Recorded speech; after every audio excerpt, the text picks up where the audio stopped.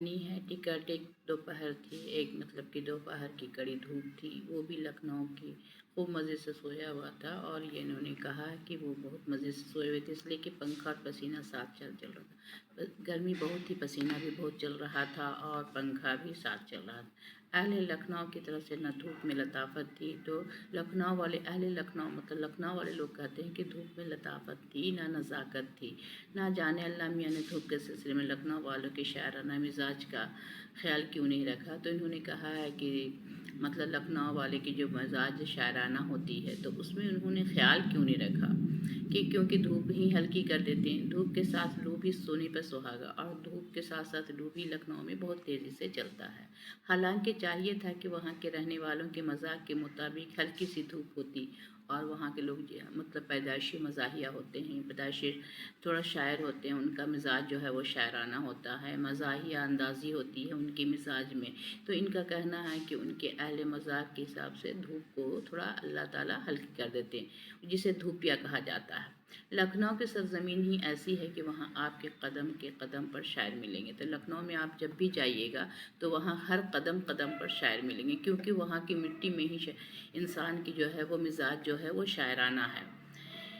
बाज़ दानिश्वरों का ख़्याल है कि वहाँ सब सोते और जागते में शेरी ही लिखते हैं, और बहुत से अक्लमंदों का ये कहानी दानिश्वरों का कहना है कि वहाँ के जो लोग जो हैं वो जागते हैं, जागते जागते शायरी लिखते हैं, और उसके बाद सो के जैसे ही उठते हैं तो वो भी वो शायरी सुनते हैं और सुनाते हैं। वहाँ पहुँचकर मुझ पर बहुत असर हुआ, सोते ही सोते शेर सुने, और मैं जब वहाँ पहुँचा तो वहाँ पर बहुत उसका असर हुआ और लोग जो हैं वो शेर सुनाने लगे।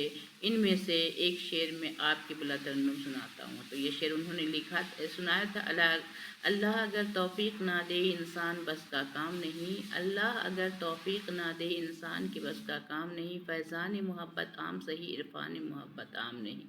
तो जो है वो फैज़ान मोहब्बत जो है वो आम है, लेकिन अल्लाह की मोहब्बत तभी होगी जब अल्लाह अगर आपको तौफीक देगा। तो यहाँ पे शायर ने ये बेदार किया, कहा है कि जब अल्लाह की जब तौफीक होगी तभी अल्लाह से आपकी मोहब्बत होगी।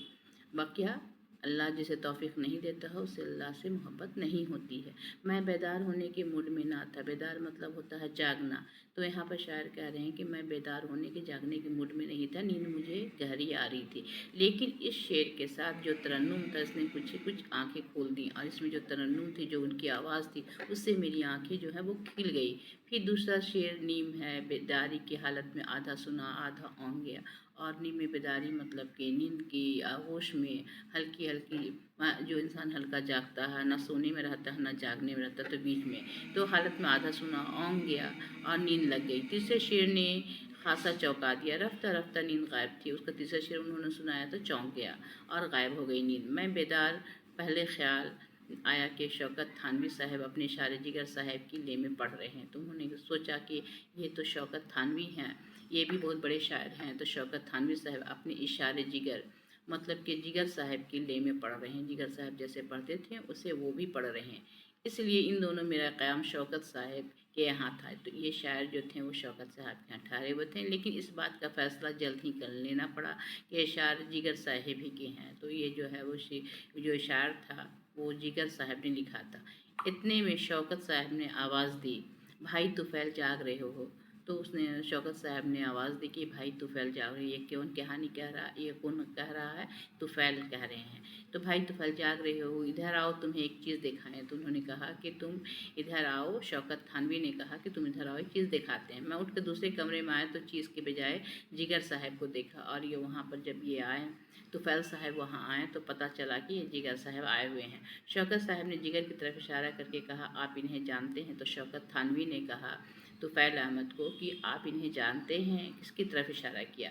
तो जिगर की तरफ इशारा किया। जी हाँ। शौकत साहब को मेरा सिर्फ जी हाँ कहना पसंद ना आया, इसलिए उन्होंने बात बढ़ाई, भला कौन है?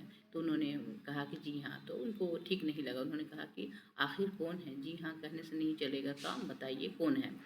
जवाबन गुजारिश की कि इन्हें तो सब जानते हैं लेकिन ये सबको नहीं जानते। तो इन्होंने मज़ाही अंदाज में कहा कि जिगर साहब को तो सब जानते हैं लेकिन जिगर साहब किसी को नहीं जानते।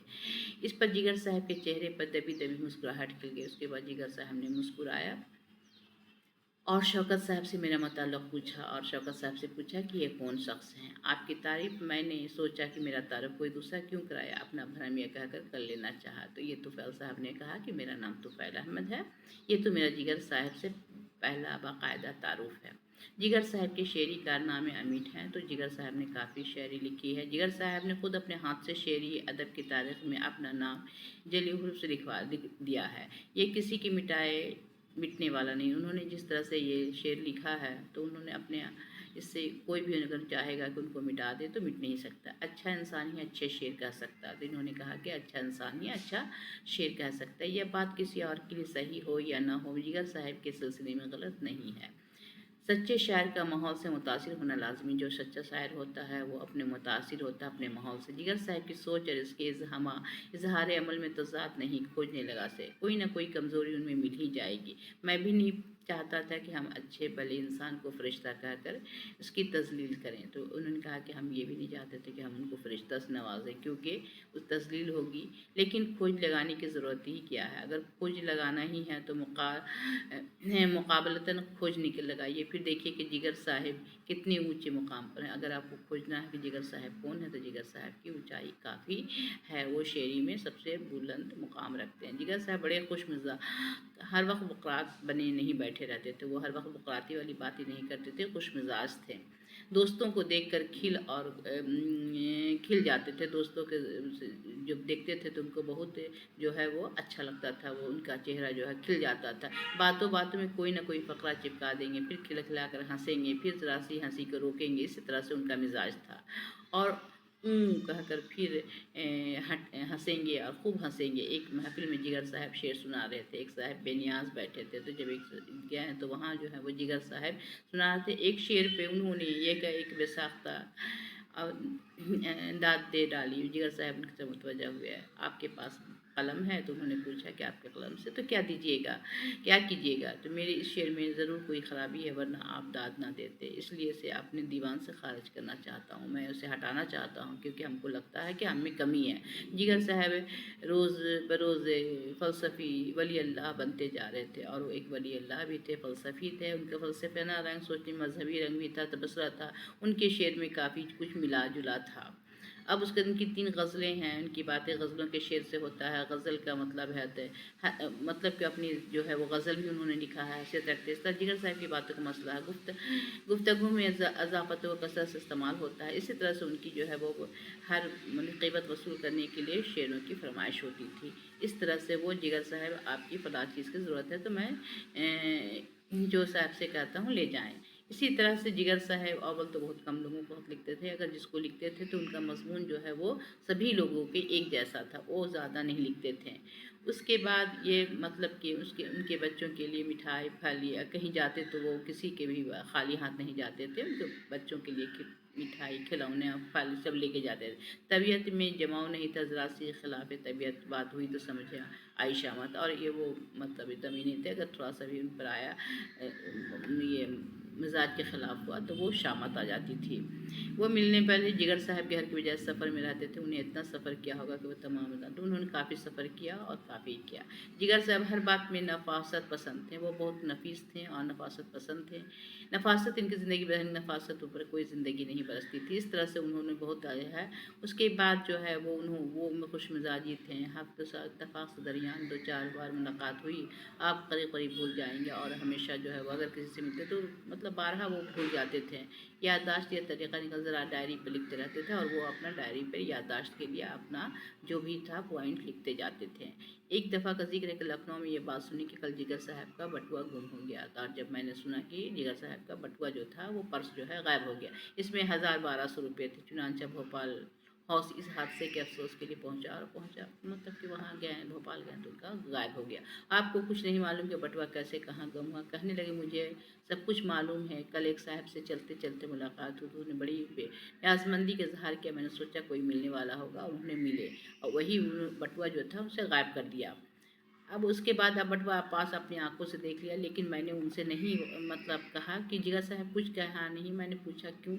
कहने लगे कि मैंने उनसे ये कहा था मेरा बटुआ आपने चुरा लिया, तो उस वक्त उसे पेशमानी होती, शर्मिंदगी होती और मुझसे देखी नहीं जाती। अच्छा नहीं लगता कि हमने देखा उनको चुराते हुए, लेकिन हमने कहा नहीं क्योंकि उनको शर्मिंदगी होती। दास्तां खामखा तवील हो गई, वरना वो बात दो सत्रों में हो सकती थी। जिगर साहब की शख्सियत मुझे हैसियत इंसान के इतने मुतासिर कि ऐसे लोगों की तादाद अंगुलियों पर गिन जाती थी। ये काफ़ी अच्छी इंसान थी, इनकी तादाद जो है अंगुलियों में जैसे बहुत कम लोग ऐसे मिलते हैं। ये मेरी बदकिस्मती है और माहौल की भी। तो इन्होंने ये किसने लिखा है? मोहम्मद तुफ़ैल ने लिखा। किसके बारे में लिखा है? तो जिगर साहब के बारे में लिखा। ये सारी हिस्ट्री जो सारा जो है वो खाका इन्होंने खाका निगारी जो वो की है, किस पर की है? जिगर साहब पर की है। तो मतलब इसमें तो खाका निगारी में तो साहब के माने कि जिगर साहब का पूरा नक्शा, मिजाज, रहने सहने का अंदाज, सारा चीज़ इस मतलब स्केच कर दिया है इस खाका निगारी के अंदर। खाका निगारी पहली मर्तबा जिगर साहब से किस तरह मुतारिफ़ हुआ? तो खाका निगार जो है पहली मर्तबा जिगर साहब से इस तरह मुतारिफ़ हो कि जब वो शौकत थानवी के घर में थे, तो उसी वक्त जिगर साहब आए और उन्होंने शौकत थानवी ने इनका मुतारिफ़ कराया। तो खाका निगार पहली मर्तबा जिगर साहब से किस तरह मुतारिफ़ हुआ? तो खाका निगार जो है वो पहली मर्तबा जिगर साहब से शौकत थानवी के घर में मिला और उनसे मुतारिफ़ हुआ। लखनऊ की सरज़मीन के मुतल्लिक़ खाका निगार ने क्या बात कही? लखनऊ की सरज़मीन के मुतल्लिक़ खाका निगार तुफ़ैल अहमद ने कहा है कि वहाँ की जो है सरज़मीन में ही जो है वो मतलब शायराना अंदाज़ है। हर आदमी के मतलब कि वहाँ की ज़मीन जो है वो शायराना में है। हर एक न एक जो है वो मतलब कि शायर होता है और उसकी मिजाजन शायरी होती है। वो उठते बैठते शायर लिखते हैं, सोते जागते शायर लिखते हैं। तो लखनऊ की सरज़मीन के मुतल्लिक़ उन्होंने कहा कि लखनऊ की सरज़मीन ही ऐसी है कि वहाँ उस ज़मीन से काफ़ी शायर पैदा हुए हैं।